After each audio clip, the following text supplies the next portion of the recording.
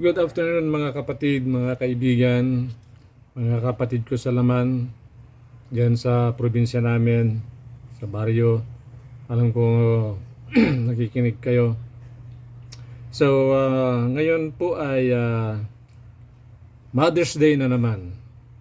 Pero ang para sa akin, every day is a Mother's Day. Pero ngayong araw ay special lang.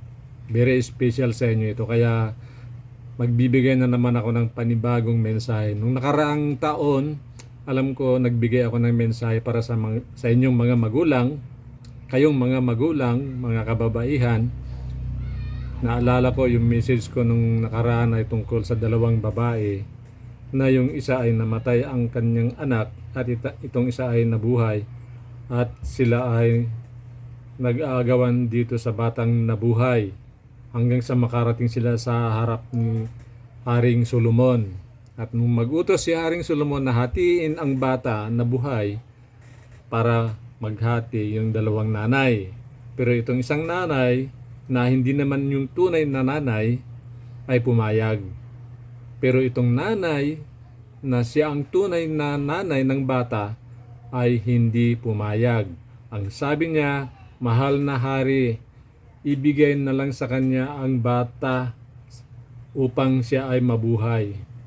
Kita nyo, ganun kamahal, kadakilang pagmamahal ng isang ina. Hindi na baling mawala sa kanya, mapunta sa isang ina, mabuhay lamang, wag lang hatiin. So ngayon namang araw na ito, meron pa rin akong mensahe, iba naman ito. Mga kapatid, mga kababaihan, mga nanay.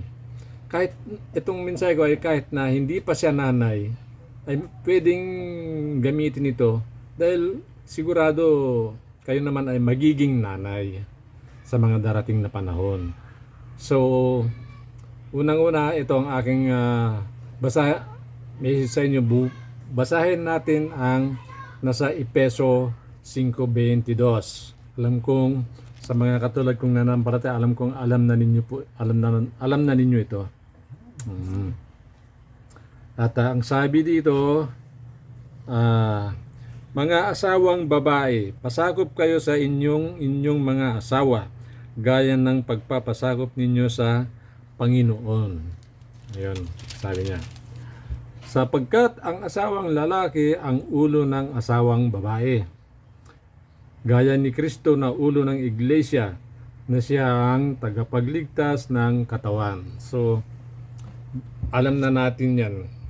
Siguro tinutupad na natin yung utos ng ating Panginoon na yan.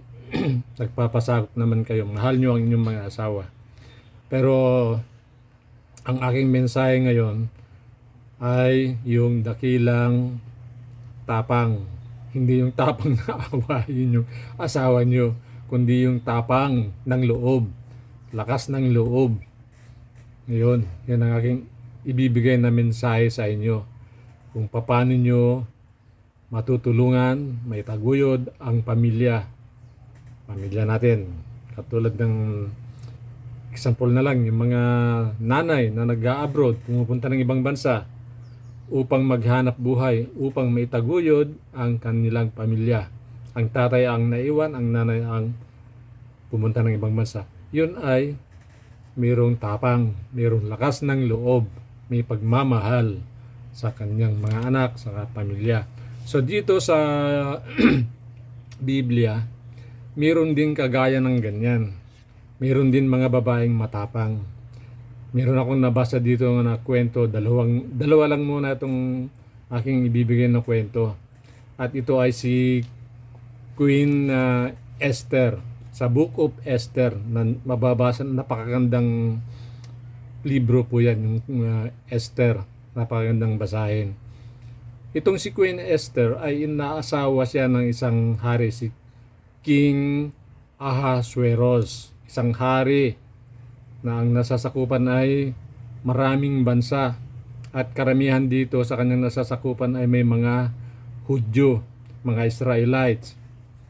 So, itong kanang kamay ng haring si Ahasuerus ay nag-utos na lipulin lahat ang mga Hudyo.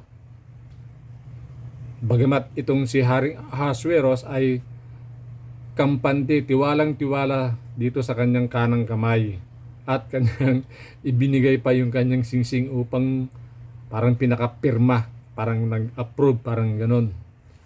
Pero hindi niya alam na ganon pala ang ginawa ng kanyang kanang kamay na gumawa ng decree, ng batas na papatayin lahat ang mga Hudyo sa nasasakupan niya. So itong si Mordecai naman, isang Hudyo rin, ay nabagabag dito sa utos ng hari at ang yung kanang kamay ng hari dahil lahat sila ay papatayin. So ang ginawa niya, kinausap niya si Esther na nasa palasyo, sa loob ng palasyo. Kinausap niya na pasukin mo ang hari at ipaalam mo ang ganitong pangyayari.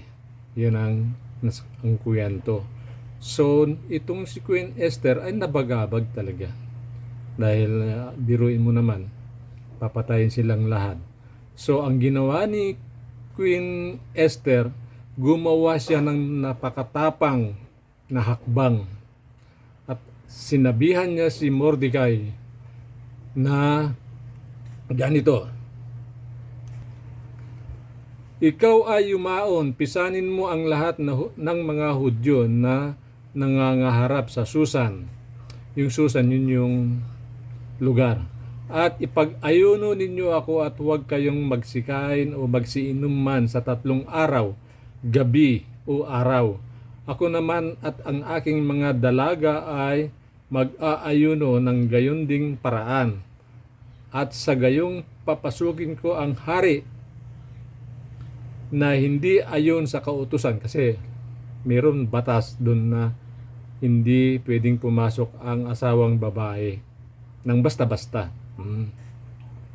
At sabi ni Queen Esther, at kung ako'y mamatay, ay mamatay. Biro nyo, napakatapang na salita yan ng isang babae. Kung ako'y mamatay, mamatay. Basta't ang mahalaga, may parating sa hari ang kanilang damdamin, yung kanilang hinaharap na problema. So, dumating nga ang panahon na si Queen Esther ay humarap sa hari at ibinulgar niya lahat yung plano ng kanyang kanang kamay na patayin ang lahat ng mga Hudyo. At alam nyo ba ang ginawa ng hari? Hindi niya itinuloy yung pagpatay sa mga Hudyo. At ang pinatay ay yung kanyang kanang kamay na si Haman. Siya ay binitay ng dahil sa kanyang ginawa. At alam nyo ba na itong si Haman ay galit na galit kay Mordecai. At si Haman ay gumawa na rin ng bitayan para kay Mordecai. At yun ang nangyari, yung ginawa niyang bitayan kay Mordecai, siya ang ibinitay doon. So napaka ganda itong ginawa ni Queen Esther na naglakas loob siya na pasukin, ipaalam sa hari ang planong mangyayari. So ayan po, ang isa pa po. At ito naman sa isa pang kwento na si prophet Deborah. Ang sabi niya, nagbigay ng parang nagpakita ang Diyos sa kanya, kinausap siya ng Panginoon na sabihin kay King Barak na yumaon at para labanan ang mga kaaway. Pero anong sabi ni King Barak? At ito ang sabi ni Barak sa kanya, kung ikaw ay sasama sa akin, ay paparoon nga ako. Kita niyo? Kung sasama daw si Deborah sa kanya, pupunta siya sa labanan. Ngunit kung hindi ka sasama sa akin, ay hindi ako paparoon. Ngayon ang ginawa nito itong si Prophet Deborah, babae ito eh. At kanyang sinabi, walang pagsalang sasama ako sa iyo. Gayon may ang lakad na iyon ipagpapatuloy ay hindi magiging sa iyong kapurihan. Sapagkat ipagbibili ng Panginoon si Sarah sa kamay ng isang babae. Siya yon, si Deborah. At si Deborah ay tumindig at sumama kay Barak sa Sedes. At pumunta sila sa labanan, mga kapatid. Nakita nyo, isang babae ito pero napakatapang pumunta siya sa labanan. Gawain ito ng lalaki pero tumulong siya. Dahil sa kanya nanalo, nadaig nila ang kalaban. Dahil na naman yan sa isang babae, may tapang, may lakas ng loob. At sila na naman ay naligtas. Tinulungan sila ng Panginoon dito sa labanan na ito. So, anong aking gustong iparinig sa inyo? Yun, dalawang example na yun. Kayong mga babae man, may asawa, yung mga wala pang asawa, may asawa man pero wala pang anak. So, sasabihin nyo, hindi pa mother, pero magiging mother din kayo. Kaya, ang aking message, maging matapang, harapin natin ang mga nasa harap natin na challenges, mga nanay. Hindi lang ang mga tatay. Tulungan natin, teamwork, yun. Hindi yung tapang na away, hindi. No. Kung meron kang problema sa asawa, mag-usap kayo.